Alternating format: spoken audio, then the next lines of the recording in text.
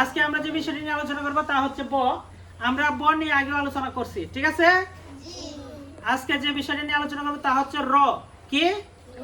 র। আমরা ব কেমনে লিখতে হয় আমরা তো জানি সবাই, নাকি? সবাই সিলেটের মাঝখানে ব লিখো। আচ্ছা লেখছো, দাঁড়াও। এখন আমার দিকে দেখো, সবাই ব্ল্যাকবোর্ডে আমার হাতের দিকে দেখতে থাকো। সবাই ব্ল্যাকবোর্ডে আমার হাতের দিকে দেখতে থাকো।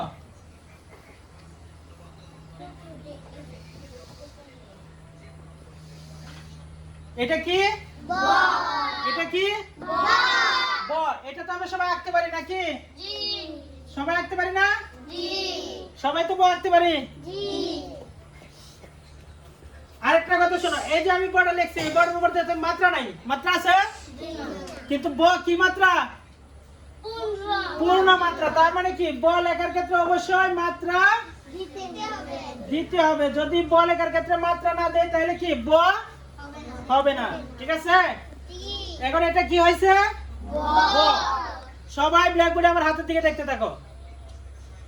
এটার নিচে একটা এইভাবে দেই, সবাই দেখো।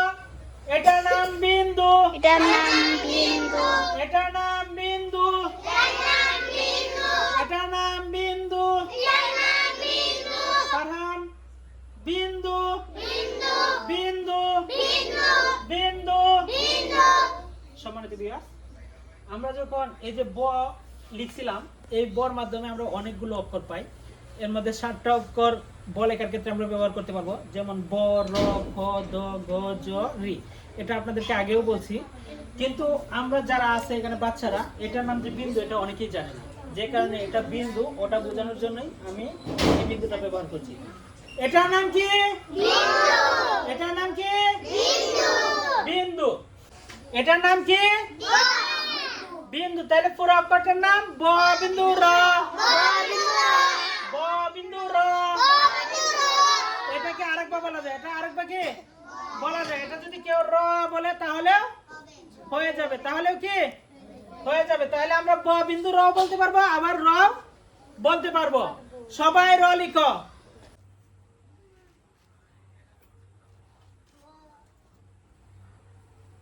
এই উল্টা সিলেট ধরছো কেন? বাস করে লিখো। সবাই সিলেট দেখাও। এটার নাম কি? এটার নাম? সবাই র লিখো।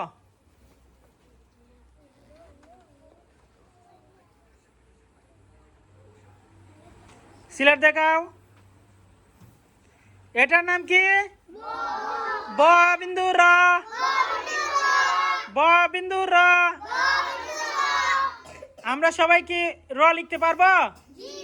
সবাই পারবো তো ইনশাল্লাহ? এই যে দেখেন, সবাই র লিখছে। আগে ওরা ব লিখে শিখছিল, যে কারণে ওদের শুধু বিন্দুটা দিয়ে র লিখতে সহজ হয়েছে। মাশাল্লাহ, সবাই খুব ভালো লিখছে। সবাই দেখো, আমরা এটা প্রথমে ব লিখছিলাম। কি লিখছিলাম? ব। এই বিন্দু দেওয়ার কারণে এটা হয়েছে কি ব বিন্দু র। এখন আমি এই বিন্দুটা উঠিয়ে দিলাম, আবার কি হয়ে গেল? আবার কি হয়ে গেল?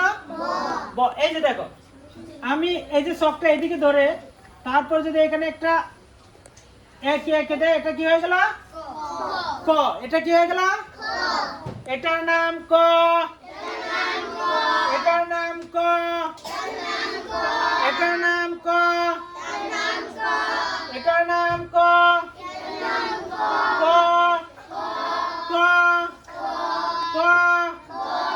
আমরা সবাই ক লিখতে পারবো তো? এটার নাম ক। এটার নাম ক। এটার নাম ক। ক। খ। খ। সবাই র লিখছিল নাকি? বিন্দুটা উঠে আছে, সবাই ক লিখো।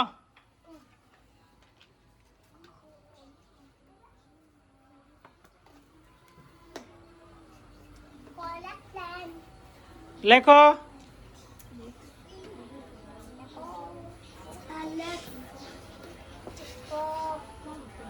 দেখি সবাই সিলেট দেখাও।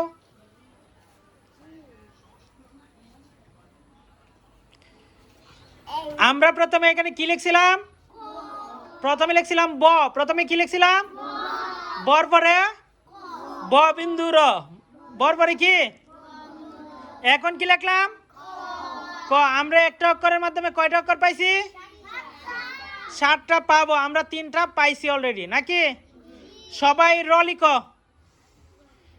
শুধু একইটা মুছাই দেও, ফুলটা না মুছাই খালি একইটা মুছাই দেও। র লিখো। ফারহান র লিখো, একইটা মুছাও। হ্যাঁ একটা মুছাই র লিখো, নিচে ফুটা দেও। দেখাও। মাশাআল্লাহ। তাহলে আমরা পারবো তো সবাই ইনশাআল্লাহ? সবাই পারবো না? এটার নাম কি? ব বিন্দু র। সবাই ক লিখো। হ্যাঁ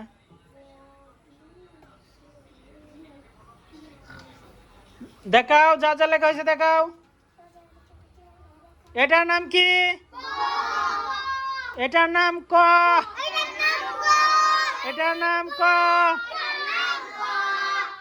বিন্দুটা মোটা মুছাও না কে? বিন্দু না মুছাইলে ক হবে? আর করে কি এত বড়?